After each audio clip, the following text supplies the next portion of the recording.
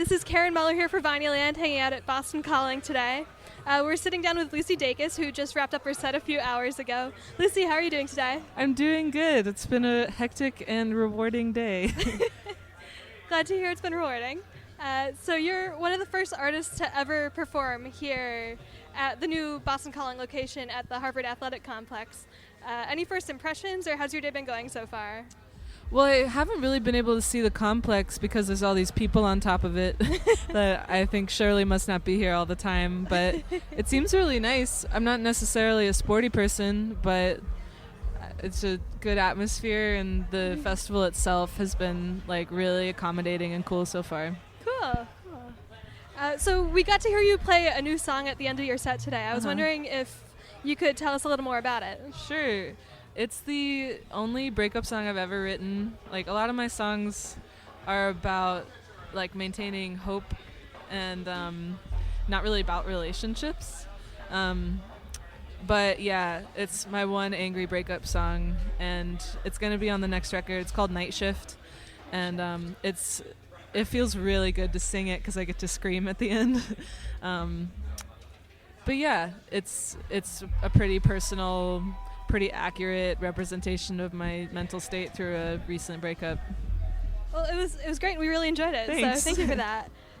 So you've been touring pretty hard ever since signing with Matador last summer. Yeah. And I know you're in the middle of a string of gigs with Sylvan Esso. Yes. How does playing a festival like this one compare with the venues you guys have been playing?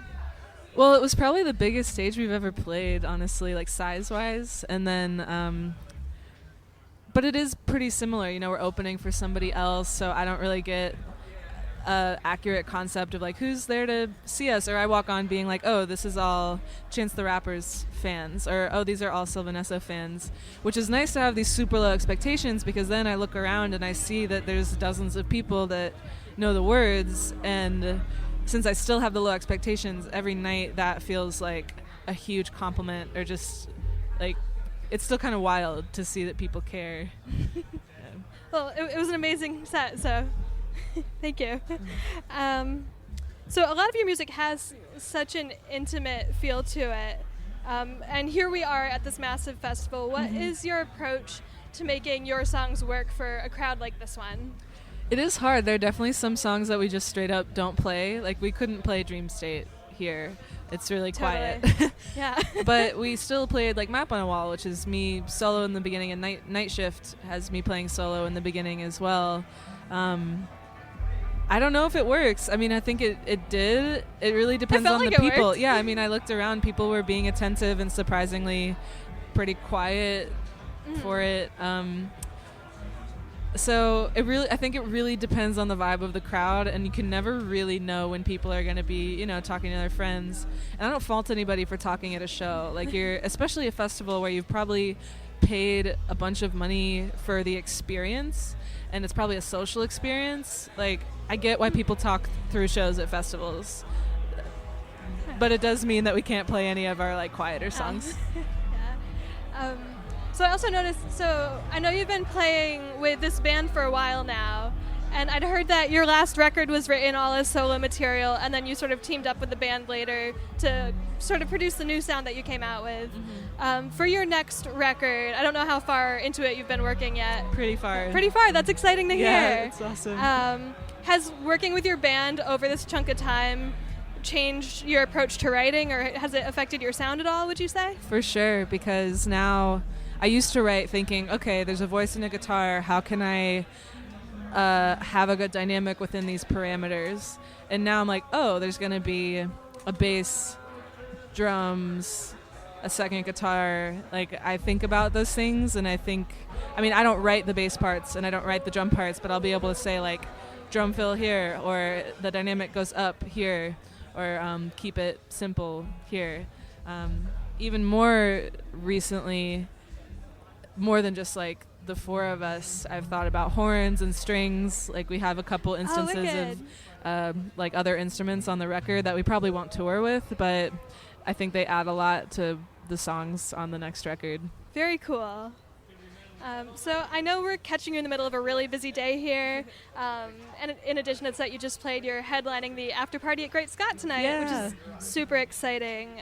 Do you have any secrets to playing a double header like this, or is this a first time? It's not a first. We got added to a festival in Amsterdam called London Calling, like the day of, because some band dropped, and we were playing in Eindhoven, which was 2 hours away that night, and so we played a set at like 10 p.m. in Eindhoven and then drove 2 hours to Amsterdam, unloaded straight onto the stage and played at 1 a.m. there. That's wild. Which was pretty crazy. Honestly, it's pretty invigorating. I mean, get a good night's sleep beforehand if you can. Like, we had to wake up at 7 a.m. to drive from Burlington to get here. And then we're going to play at midnight tonight, and then we're going to drive to Hartford to some Airbnb, and then we're going to wake up early and drive to D.C. tomorrow. Like, wow. I guess, like, just having everything planned out ahead of time, like, even when you're going to eat, like, know where the bathroom is so that you don't have to, like, walk 10 minutes to a bathroom, like, have water on you. Like, just treat it as like a marathon, like try and think out every second of the day, because that sounds stressful to some people to like have to think that out, but it's honestly less stressful now that we've planned like down to the 15 minutes everything we're gonna do. I can kind of just roll through this day and not have to worry about it. Cool. Yeah. So in between now and then, are there any acts that you're hoping to catch, or do you have to book it right over to Great Scott? We have to go sound check, but I want to come back and see Bon Iver. I want everyone else to see Sylvanesso because they're so good, but we're going to miss their set. I think maybe Sigur is playing. They're playing on the later side. You might, yeah. We'll have to leave like in the middle of their set.